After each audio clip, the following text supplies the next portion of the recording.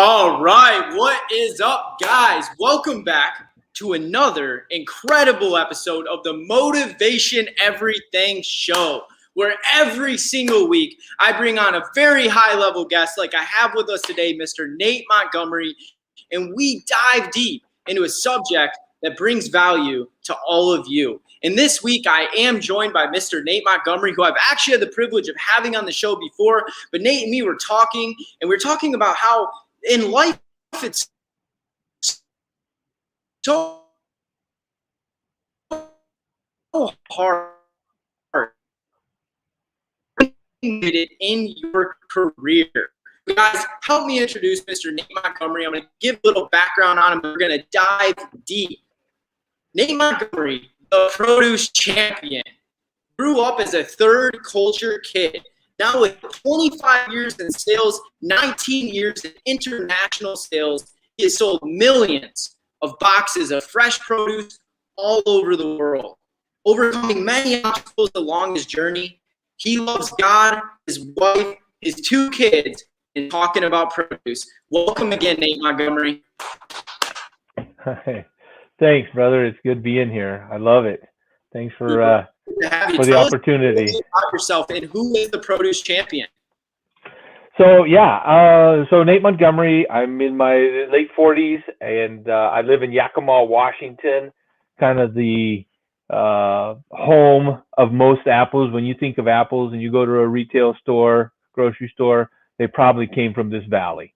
Also home to most of the hops. So if you've had a beer, you probably have had contact with Yakima Valley. I grew up in Guadalajara, Mexico. We moved there when I was 2. My folks are evangelical missionaries down there to this day. And I grew up speaking Spanish, and basically, that's why I said third culture kid. So that's what Barack Obama and I have in common, is we're third culture kids, right? Grew up not like most kids do. I mean, that's hard to say, but because nobody grows up exactly the same, but I certainly grew up different. And it's not just language, but culture and values and all that. And it has had a huge impact on my life. And I didn't realize it, and probably haven't really appreciated it as much as I have probably in the last 5-10 years. Always enjoyed sales. Started sales actually in college. And I started as a cashier at a bank, and they were like, "Oh my goodness, Nate, you're selling more new accounts than you are cashing checks." And so they moved me over to new accounts, and then I got into investing and all of that. But always had this desire to go back to Mexico. I was living in Portland. That's where I met my wife. And so after I graduated college, we got married, and my wife graduated college a couple years later. We moved to Mexico.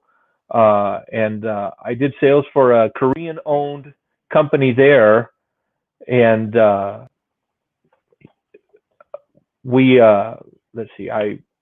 basically did sales for them for maybe 4 years, and traveled all over Central and South America, and it was great, a great learning experience, a difficult one, and there were some lessons I wish I had learned there that I didn't. But anyway, you end up learning them at some point, right? And moved to Yakima 20 years ago. My son is 21 years old. We moved here when he was 1. And so we keep acting like we're going to leave someday, but we're still here 20 years later. And in the last 14 years, I've been involved in produce, and I've sold millions of boxes of produce all over the world, primarily to Latin America, and also to all of the usual suspects that you would think of here in the States, like retail stores and wholesale stores, and a lot of institutional. Some of your favorite restaurants have probably bought produce from me at some point, and it's your big customers that you deal with that we would all know. Well, unfortunately, I've got a couple of NDAs that don't allow me to publicly advertise. But if you were to go to your local place that sells soup and bread, you would probably see some of my apples when they ask you if you want an apple or a piece of bread. It might be my apple. That's awesome. And guys, I just want to butt in here.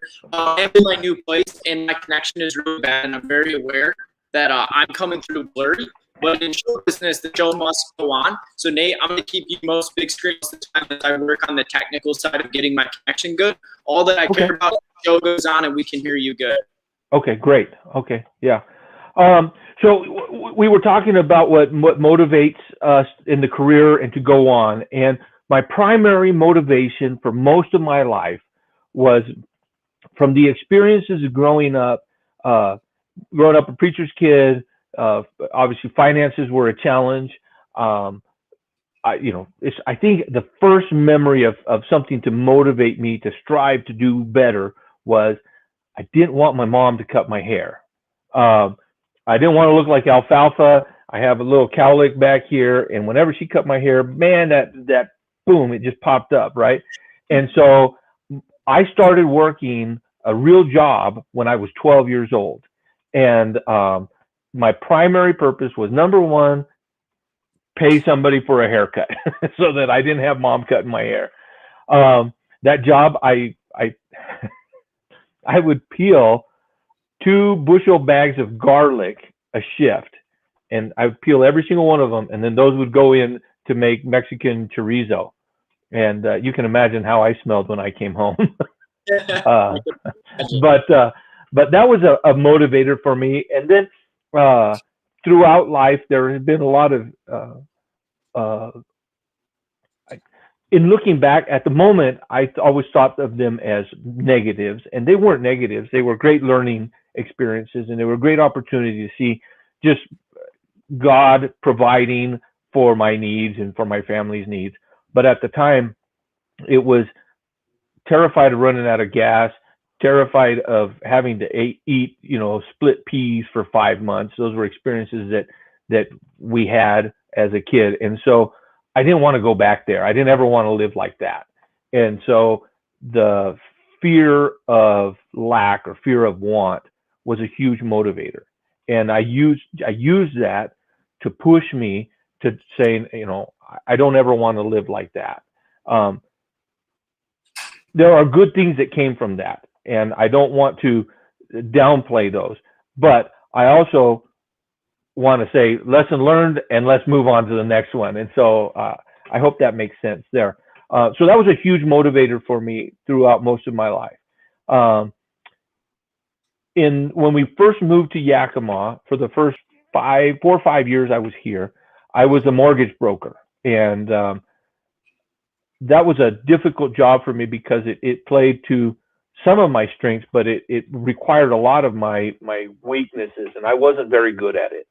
And that whole thing ended in failure for me, and I ended up going bankrupt, and that was really, really difficult. And again, it was one of those I don't ever want to go back there type moments. And so again, a little bit of running away from, maybe more of the stick than the carrot, but it has always been a motivator as to what keeps me going.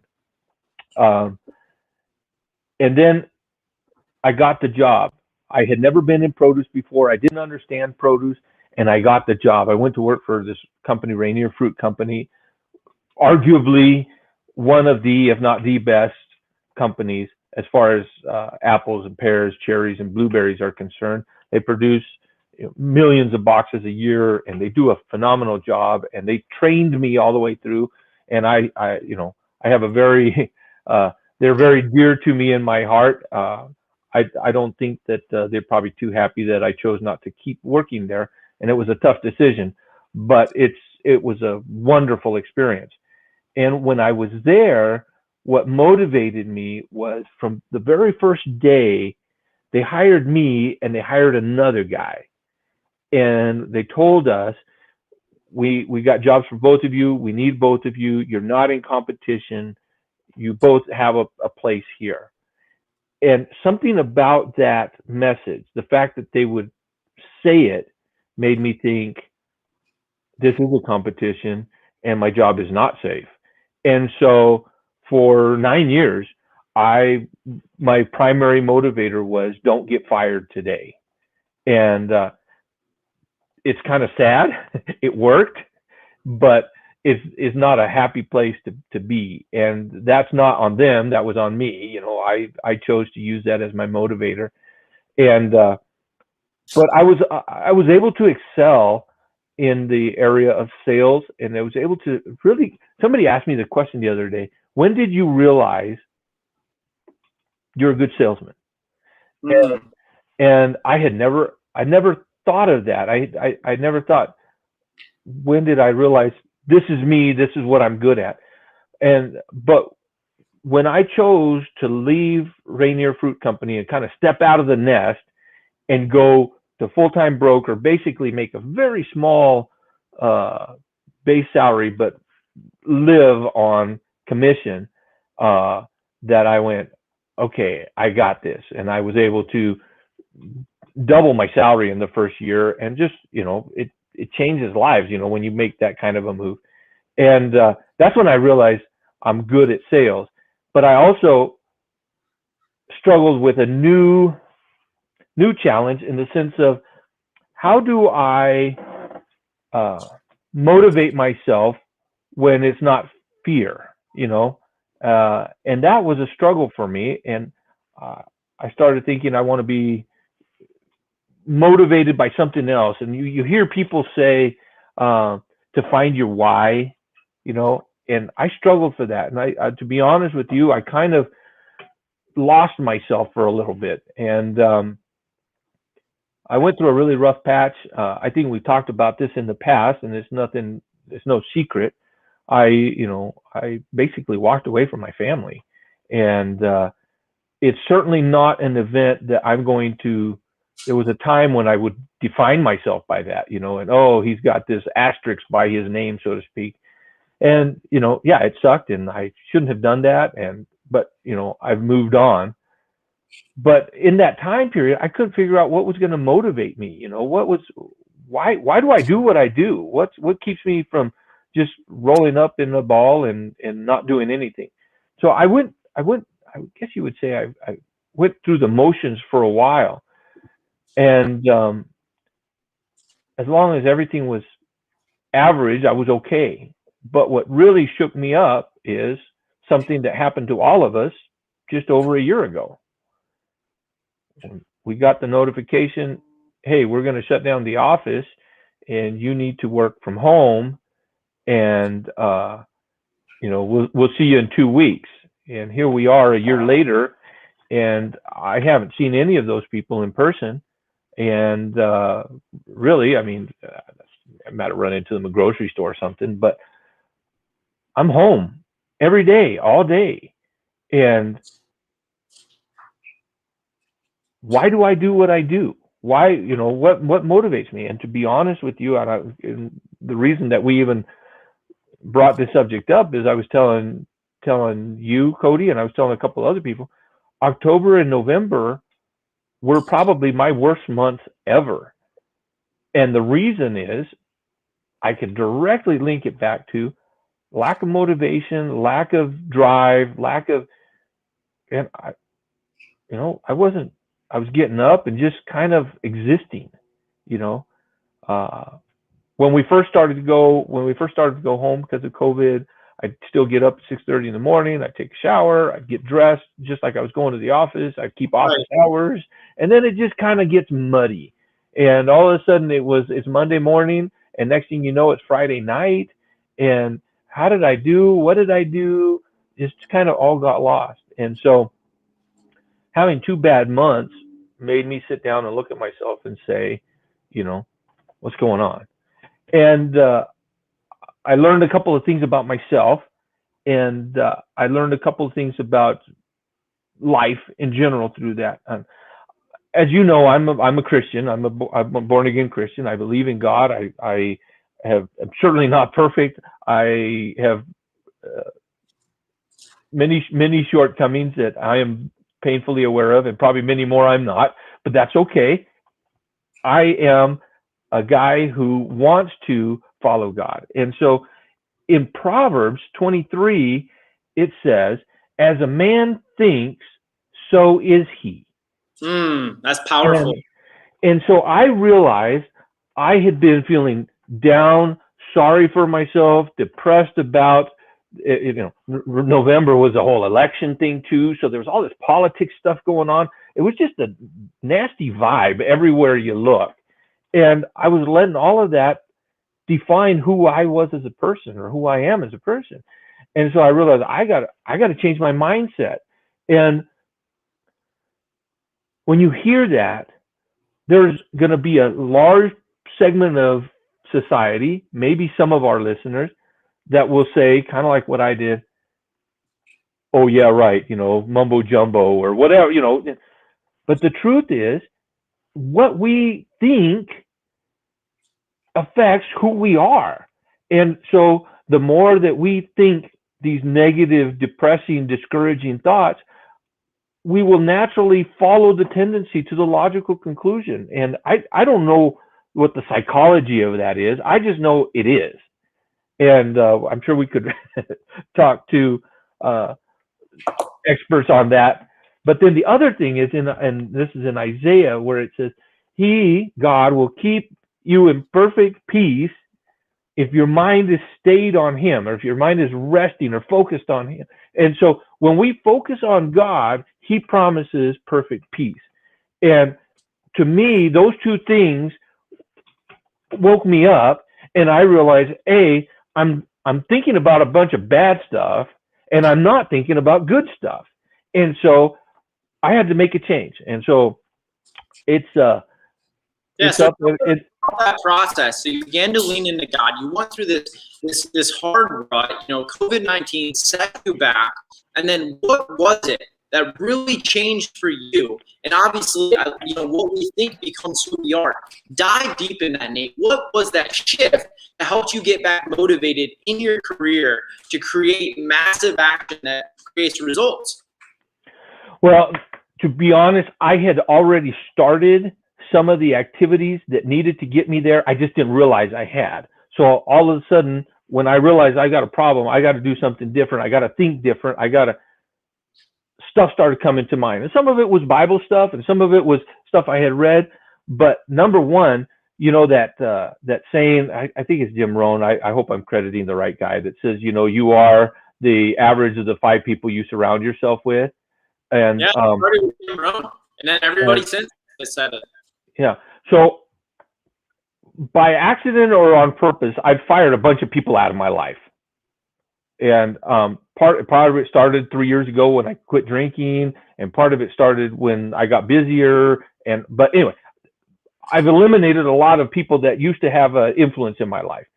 But I hadn't really focused in on bringing the new 5 in. So I'm just kind of out there lone rangering it. And that's not healthy. We're not designed to be lone wolves. We should be in community. And I had this community of men that I'm involved with, and we mastermind together.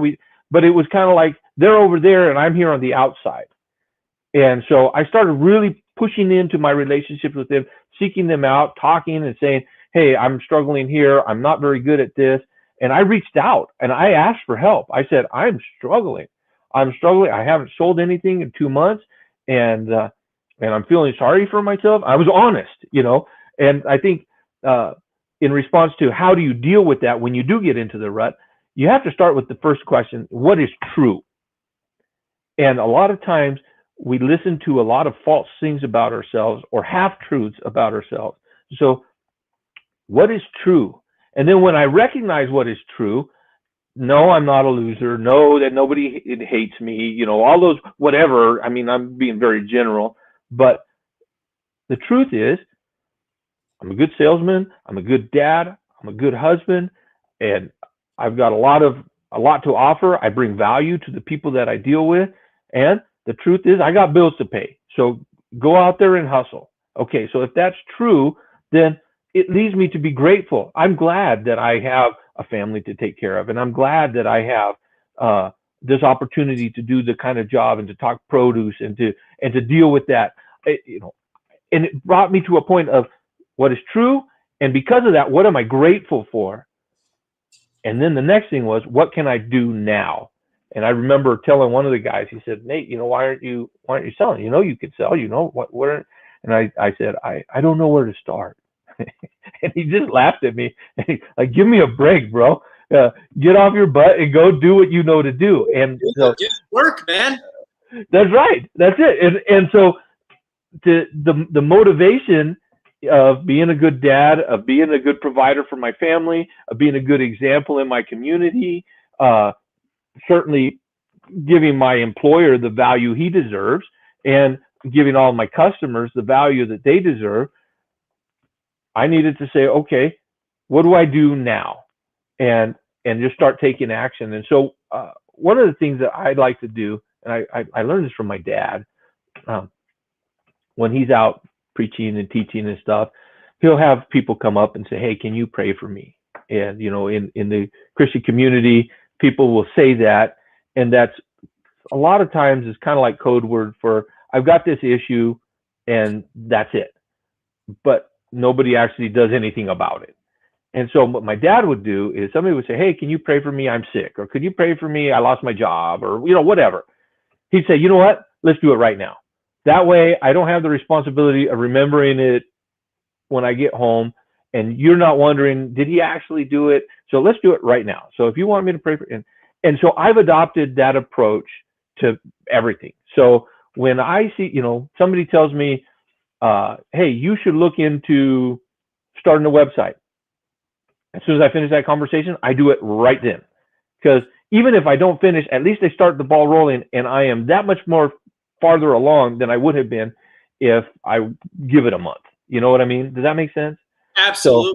So I've just developed the habit of do now. So when I got called out on the carpet, said, give me a break, go out and sell, what did I do? I started selling, you know? And so I started emailing people, I started calling people, and doing the basics that anybody in any level of sales knows to do. And we all, you know, hate doing. When I was in college, I would sell bottled water door to door, and the running joke was, I had some cartoon character. I've never even seen him, but he would go selling door to door, and he would knock on the door, and then he would say, nobody home, I hope, I hope, I hope. And that was always funny, because for me, it was, I hope somebody's home, because I don't want to waste my time knocking on this door if nobody's going to answer it. But we gotta take the action and be excited about it. And it's funny because that starts generating, it just starts growing. And so October, November, nothing. December, boom, had a good month.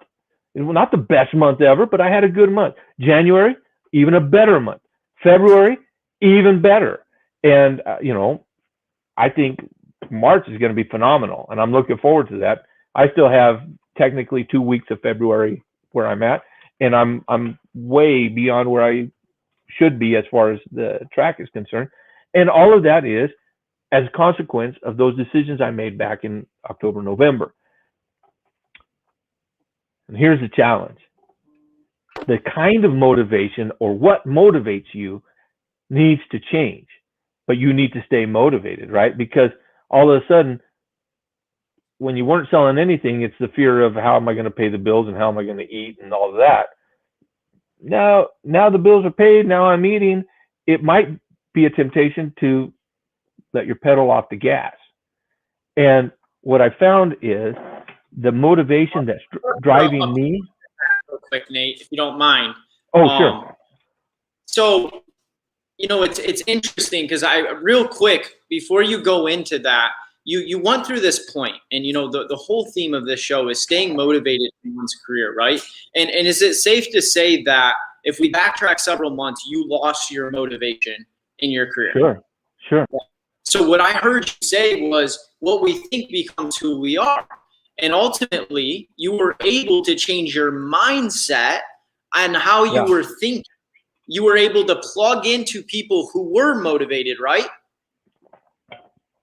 So Absolutely. For watching the show, have you ever felt not motivated in your job, your career, or your business? Have you ever gone through where you were doing really good on highs, and then you went through this big rut and you had no motivation, and maybe you're feeling that right now? The whole point of this show is to help get you out of that rut, to help you do what Nate was able to do, to help you switch that switch in your mind to reinvigorate and get motivated. So I want to point out, in case you missed it, what Nate did is he changed his thoughts. And where the mind goes, the body follows. And then he plugged into people that were motivated, that he knew were going to tell him what he needed to hear, not what he wanted to hear. So you have to be intentional about who you surround yourself with. And if you're not in a coaching group, you're not in a mastermind, and you want to be a high performer in life, well, then you are missing out. Because both me and Nate are in the same mastermind. And if it wasn't for that group of men, we would not take the action that we take on a day-to-day basis to get the results that you see us get. But I want to touch on that action part. Nate talked about his father. And when people would ask him to pray over him, Nate, your dad's a preacher, right? Yep. Yeah, and he would pray immediately for them. And Nate, I will shout you out right now, brother, because you don't give yourself enough credit. Me and Nate have had many conversations, and any time that I recommend that you should do something for your business, dude, you do it like that. Like, he's not lying. When he gets off the phone call, he freaking does it. Whereas most of you like, that's a good idea. Maybe I'll do it one day, and it never happens for you. So change your mindset. Plug into the right people that get you motivated and take action, and that's going to help you. So, Nate, I had to throw that out. Absolutely, because you could do all the change here. But if you don't do it, physically do it, this won't help. That's it, man. So now I want where you were going the next point, which is extremely valuable, because you were hitting on when you're making a lot of money, especially in sales, it's easy to lose that vigor, right? Yeah, absolutely. Lose the motivation, lose the drive, lose all of it. But you know what? What I've learned is you don't get rid of it. You don't get rid of that drive. You just refocus why you do what you do. And so I still need to pay the bills. I still need to eat. All of that is true. But now I see my role as, how do I make other people's lives better? My life is good. How do I make somebody else's life better?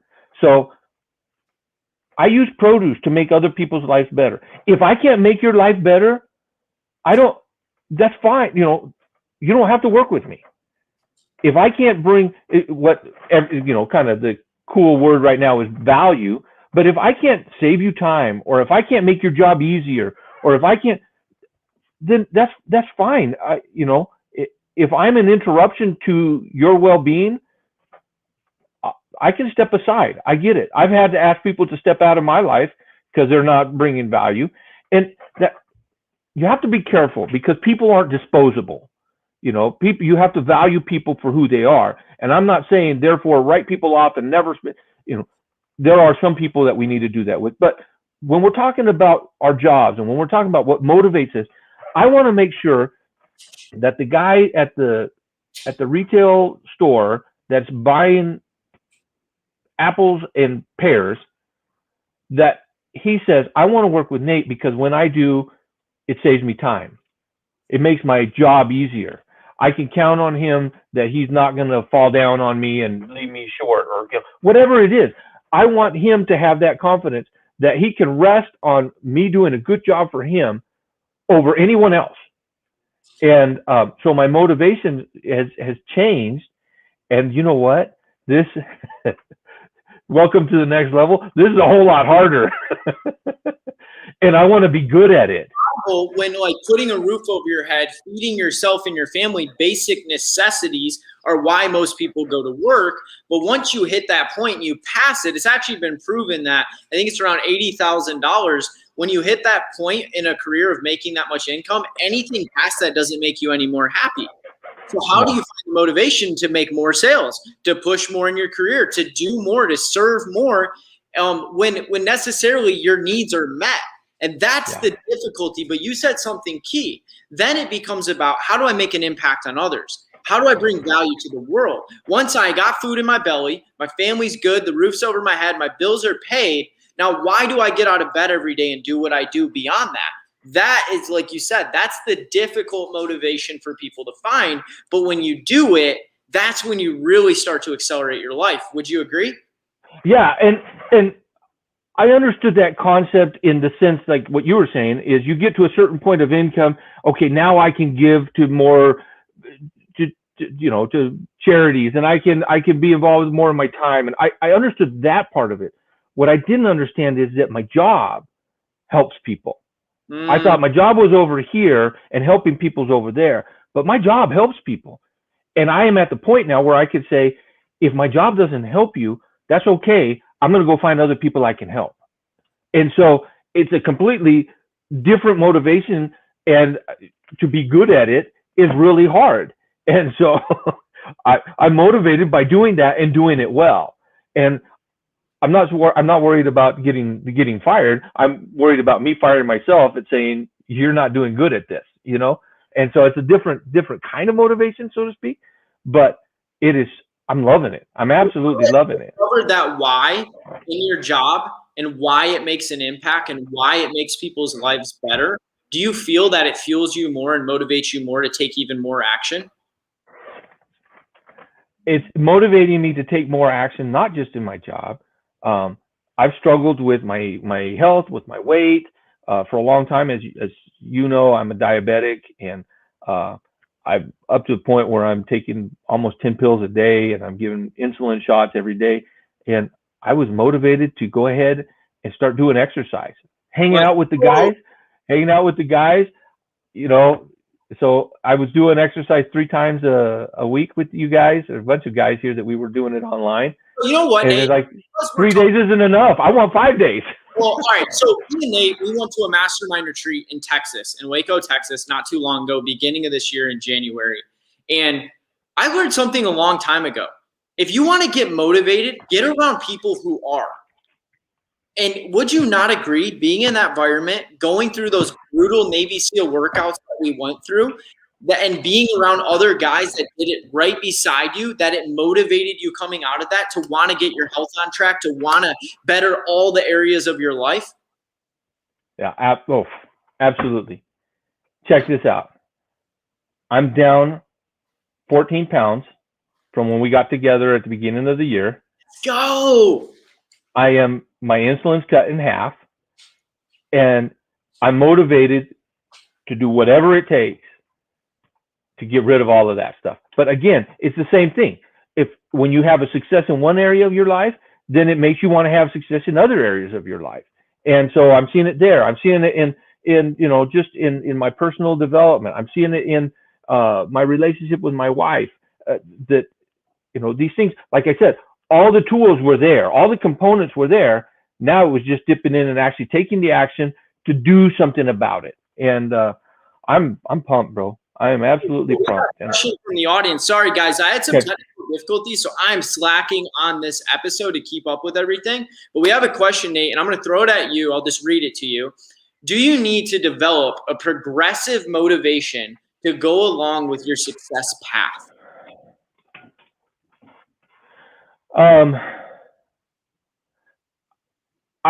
Probably the answer is yes, except I'm not really good at 12 steps down the road, 15 steps down the road. I just need to know the next step. And so there are some people who can map it out and say, this is where I'm going to be here, and this is where I'm going to go next. For me, learning and being aware that there's different motivators for different times or seasons in your life, that's good to know that.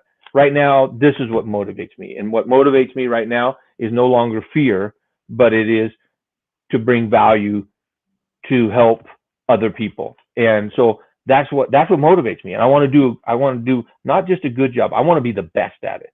And so, am I there? No, I'm not there, but I'm not going to quit until I get there. And until I do, that's what's going to drive me, and that's what's going to motivate me. Will that change at some point? Yeah, probably.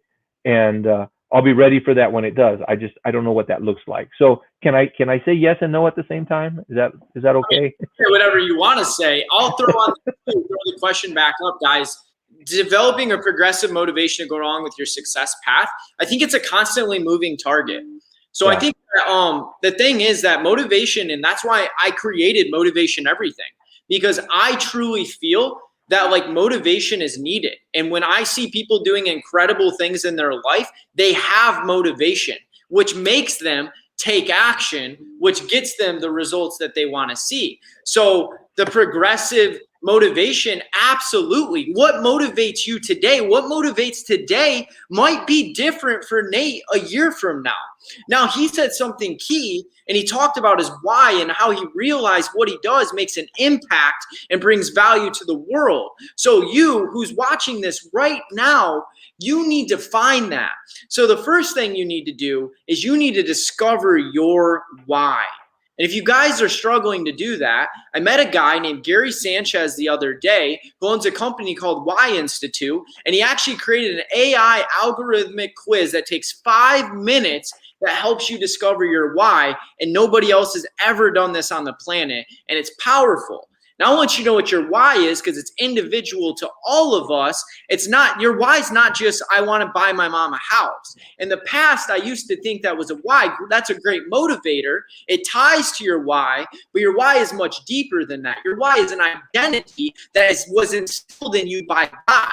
And we actually all have a different form of why, and it's the way that we want to show up and serve the world. So once you discover that, then there's these other motivating factors in your career. The first one, I want to make money.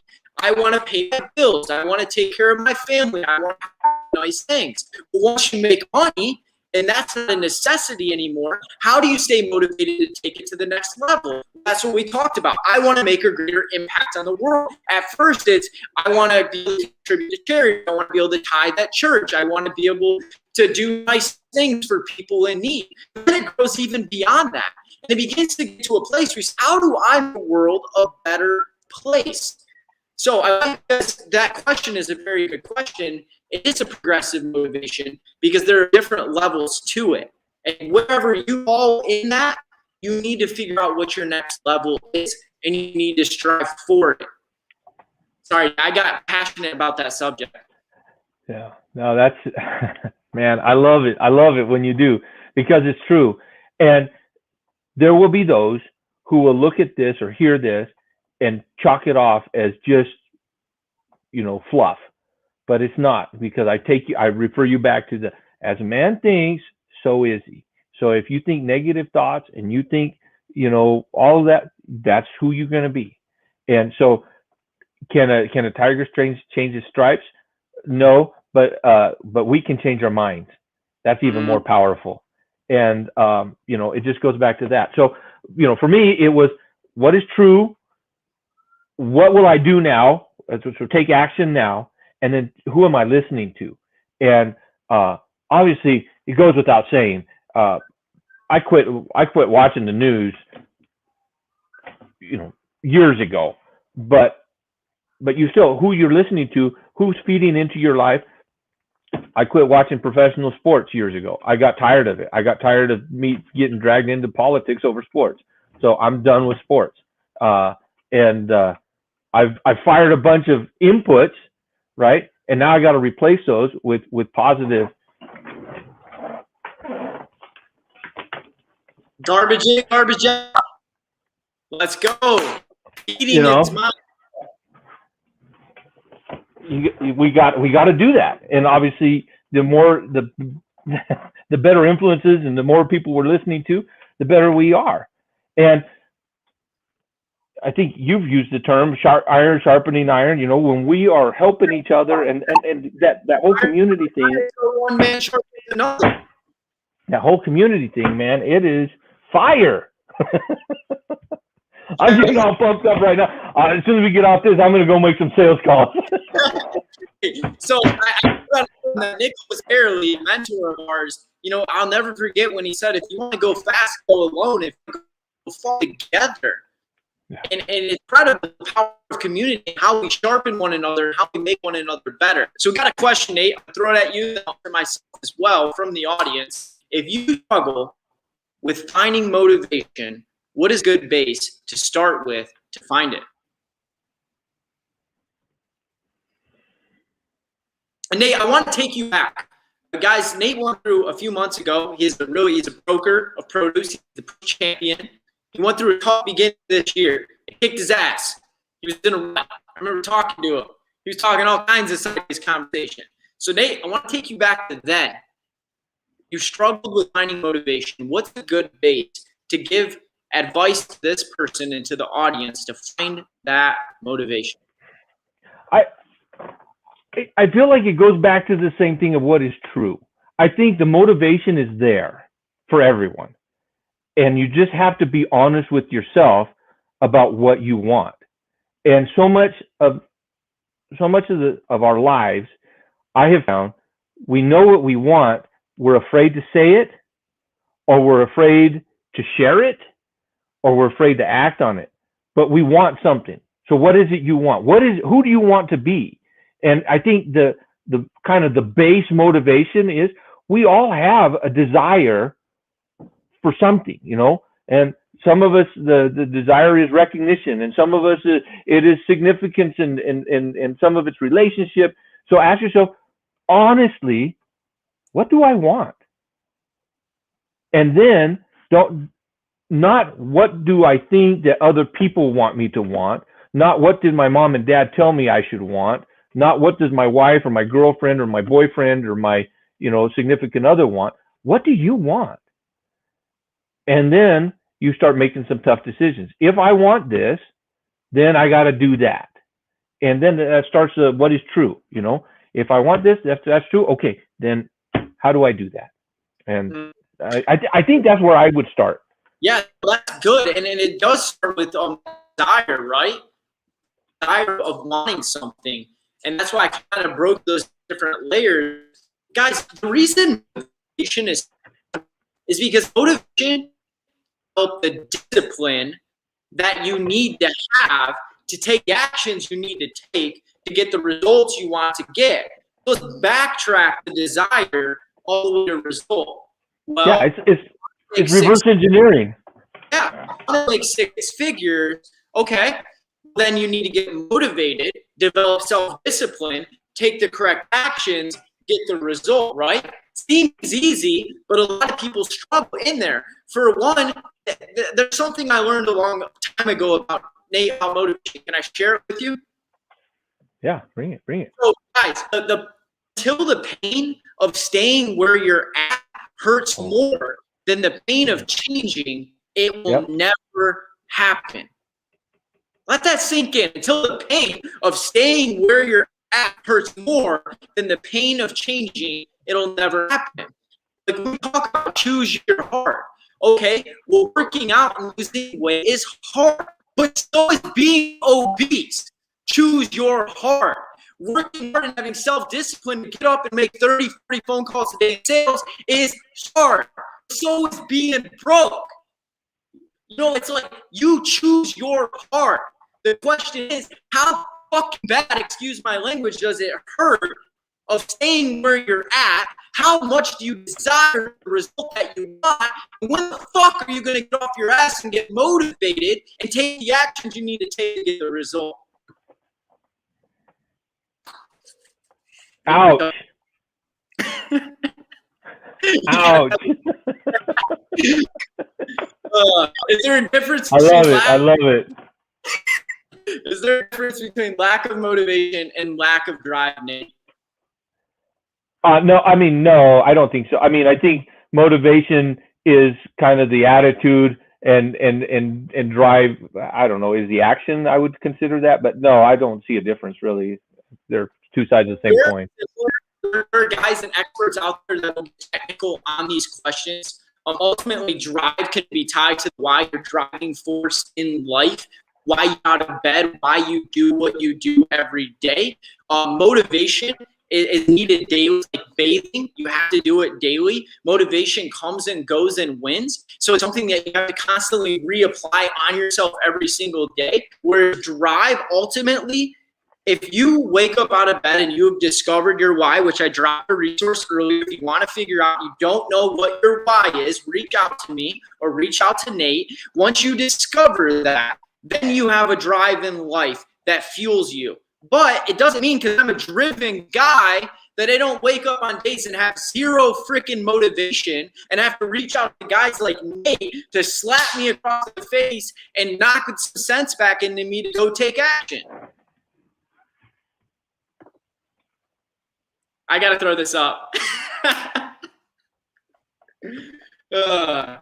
Well, I we love have it. I love it. topic. I love that Nate picked a topic that involved motivation, because we all know Cody Cottle can get excited about that. Yeah. So Nate, I want to ask you some questions. This has been an energetic show. Man, there's just so many people in the world, brother, that are capable of so much more, but they don't do it. And I want you to dive into that, man. Why is there guys like you that were able to come from the adversity that you came from, that are able to get up out of bed every day and hit the phones like you do, make sales and bring great income in, when there's guys out there that just can't find that in themselves to do it? All right. This is where the produce champion side comes out. Okay. This is true of apple trees. It is true about grapevines, and it is true about almost every fruit tree that I can think of. The shrub performs best when it's stressed. You get the most fruit out of an apple tree. An apple tree naturally wants to lift its branches up, so they put it on a trellis system and they pull those branches down and they stress the tree. The best years of wine are years that they were more arid, or there was more stress in the climate. I think if you're not motivated or driven, it's because you're not stressed enough. And I think, there's a time for self-care, there's a time for getting the massage, and there's a time for getting the mani-pedis. I love them all. I believe in them. I do them.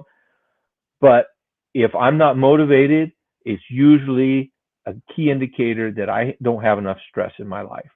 And so if you're not motivated, it's because you're not trying. And you need to start making some stressful decisions. Maybe it's, if you're content at your job, maybe it's go to the next level. And, that's what I did. I had a great job, the best job in the world, the best company I could ever work for. And, what motivated me to leave was an annual review where the boss says, "This is a pretty good job. Imagine that, a guaranteed raise 3% every year for the rest of your life." And I went, shoot me now. I want more out of life than that. And that's what started me on this whole trajectory to go be a broker. And I don't regret it. It's great. Whoever wants to live that life, good for you. But what motivates me is I put myself in stressful situations. And in fact, I just had a friend that reached out and said, I've got to decide about a business decision he had to make, whether or not to move to a more expensive, more difficult office. And they beat me to the punchline because there's a group of us that he asked, but basically it's go out there and commit and make yourself uncomfortable. You'll find a way, pay for the mortgage, buy a house. It's a little bit uncomfortable. And then you find, hey, we found a way to pay for it, or, whatever it is. There's always something like that in your life. And if you are content, ask yourself, should I be looking for the next step? How do I grow? And I don't, a contented attitude is a good thing to have, but contentment can lead to complacency. And so you don't want to be that. That's powerful, brother. I love that. And I love the analogy and the metaphor that you used around, plants and trees and stuff, and the stress they have to go through. They actually grow in that environment of lack of water, lack of sunshine, things like that. With these things, they're necessities to grow. But if you overwater a plant, it gets stunted. You kill it. Yeah, you kill it. So let's look at that as our life. We're all trees trying to grow. We're all trying to be successful. We're all trying to be happy. We're all trying to be fulfilled. We're all trying to make a difference and an impact and find our place in the world. But the thing is, are you putting yourself through your close enough stress that you're growing at the fastest rate you grow? Preach it. Over water, you just pour all the water, you're comfortable, and your life's good, and you get the 3% raise every single year. You get stunted in your growth. Yeah. And that's what I see every day. And all right, I just got to say it. We live in this time where everybody's all about self-love, and I'm about it too. I love taking care of Cody. But you know what? Quit being so soft that you're so overindulged on loving yourself that you don't stress yourself to the point of where you take action, get results in your life. And people need to hear that. That's it, Nate. I love it, man. Are we supposed to set it up now and say, won't he do it? Or I feel like we're at church here. All right, we got another cool question here. So would you say complacency kills motivation then? It's a good question for you. It can, absolutely. Yeah. If you allow it to, yes. And as far as I'm concerned, there's no worse place to be than complacent. I'm even going to go as far as to say that we were genetically created by God to always be pushing for more. Yeah. That complacency, dude, people die.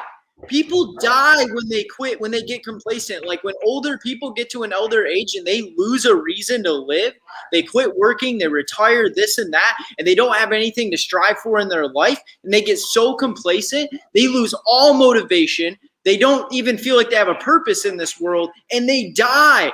If you're not growing, you are dying. And I say this intentionally to be like people like, oh my God, Cody's like so drastic. Yes, because I would much rather be this way than the other way where I'm complacent, I'm comfortable, I'm overwatered, I'm never growing, I'm never accomplishing anything. Complacency 100% kills motivation. In fact, it makes people miserable. If you're in a sales career, guys, I know someone out there watching this right now is in sales. Is it not the most annoying thing in the world to make the same income or less every year and to not grow when you know you're capable of making more sales? Nate, you're in sales, bro. If you don't make more money next year than this year, are you ticked at yourself? Not only am I ticked at myself, my employers will be ticked at me too. Yes. Bro, you can't be complacent. No. If you're not growing, you're dying. Yeah. That's it, guys. Stuff comes to mind, and I'm remembering a Bible story, and I don't remember the details, but it's the story of a guy. The prophet comes, and he gives him a bow and arrow, and he says, shoot out of the window. And the guy grabs a bow, and he shoots an arrow out the window. And then the prophet says, you're cursed because you could have shot all of the arrows, and you just shot one. And every arrow represents an amount of time that you're going to live. And had he shot all of them, he would have lived long, and my details are fuzzy, but you get the point. A lot of times we're given all of these arrows and we're like, that's good enough. And that's complacency to me. If I've got arrows, shoot every single dang one of them and try to hit the target every single time.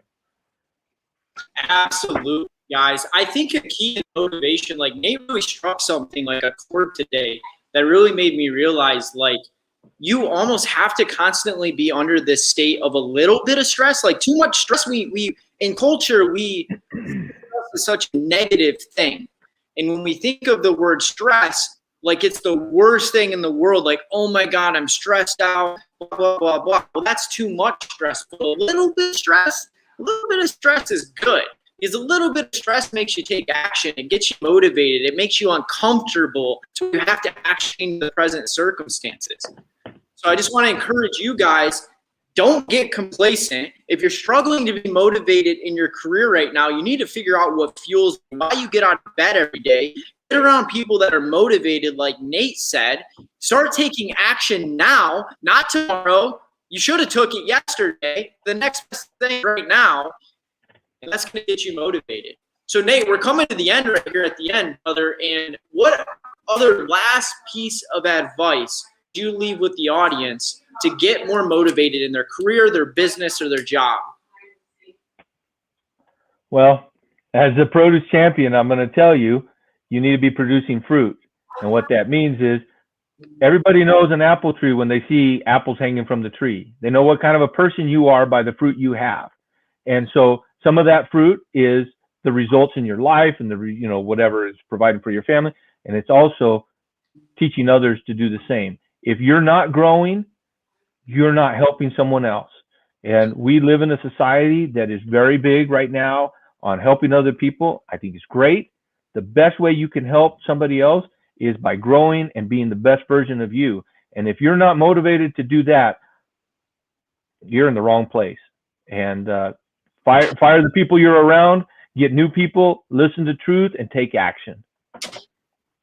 Boom! Ladies and gentlemen, that is how you get motivated in your career or your business and take more action. Nate, the Produce Champion, how do people connect with you and follow the incredible journey that you're on, brother? Awesome. Yeah. I have a Facebook page, The Produce Champion. I also have a website, interestingly enough, The Produce Champion, www.producechampion.com. Reach out to me. My phone number's on there. You can call me. You can schedule an appointment. I would gladly talk to anyone, and any way that I can be of assistance. I'm all for it. Boom, guys. Well, make sure we go follow Nate. Make sure we show him some love. If you know somebody in the industry that needs produce, Nate is your guy. Let's hook him up. And Nate, I just want to say thank you for taking time out of your day, for bringing value to the motivation, everything. Crowd can't speak today, and just helping others get more motivated, man. I hope you know that. My hope is even one person out there heard this. Well, I'm one. I'm motivated. Guys, I want to close on, it's so crazy how many people come to me with questions about motivation. Obviously, my brand is Motivation Everything, so I understand it. But a long time ago, I had a mentor ask me, Cody, what breaks your heart in the world? And that's a tough question. That's tough, Nate. What breaks my heart in the world? And the truth is, what breaks my heart in this world is not seeing people live up to their real potential. Yeah. And that fact that God made us all so uniquely, that there will never be another you in this world. Your gifts, your talents, your abilities, who you are will never exist when you are done. And those dreams, those ideas, those passions that were given to you are yours. And it's your responsibility to figure that out, to discover that, figure the vehicle that you can use to channel it and to give away to the world. And if you're not motivated to do that, then you're going to join the majority of people in the richest place in the world, the graveyard. And those dreams and those ideas and those passions that you have will never see the light of day. And I really hope my words resonate with you. I hope they dig deep, because they're supposed to. And whatever you have to do, find your way to get motivated in your life. Key word, it's your life. It's your responsibility. It's not Nate Montgomery's responsibility. It's not my responsibility. It's your responsibility to take ownership of your life, to get the motivation you need. And a great way is getting around people that are, so they rub off on you, and then go out and make those dreams a reality. We, the world, need you, the best version of you. Yeah, absolutely. Man, thank you so much, Nate. And thank you to everybody. Brother, I love it. Thank you. Yes. Thanks, guys. For everyone that watches this show, I hope you know I appreciate you more than you probably know. And it means a lot to me. And I'm honored to have the ability to bring value to all of you and to get to serve you. And I look forward to continuing to do this and grow it even more. If you guys know somebody that could benefit from this show, please invite them to it. Share the show. Invite them into the Motivation Everything community. Help me get these messages out to more people. That is how you can help me use my gifts and my vehicle to reach more people and make a bigger impact. I will see you guys next week for another incredible episode of the Motivation Everything Show. Me and Nate Montgomery, we're out. Stay motivated. See you guys later.